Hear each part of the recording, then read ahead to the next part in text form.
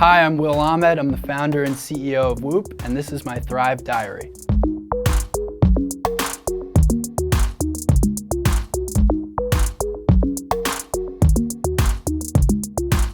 The single most important thing I've learned is how to meditate. I spend about 22 minutes every morning meditating. Really what it does is I think it helps you get out of your own head for a moment and be able to look at yourself in the third person.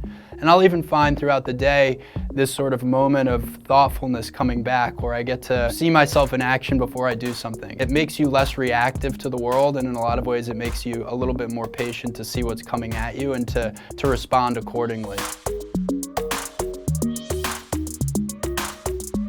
What I look for in every person that I work with is a high degree of intensity and a high degree of humility. I find when you have people who are both intense and humble, you'll have this natural collision, but you'll also have a great brainstorm. And what in turn that does is it creates an idea meritocracy. That tends to make a flatter hierarchy within your organization because people are much more comfortable challenging one another. They know that an intern or a VP can come up with the next great idea. Looking for people like that has also helped create a culture that I think is a really healthy one.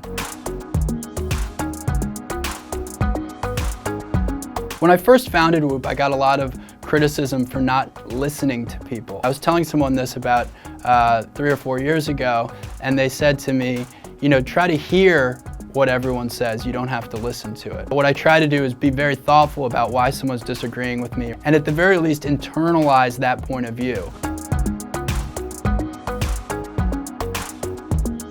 I try to go into every meeting with a purpose, and be very specific about what that purpose is. And once the purpose is met, you don't need to have meetings drag on. So if you do have a number of meetings back to back, there's no reason they have to be a set amount of time. I think the key is to evolve with your day.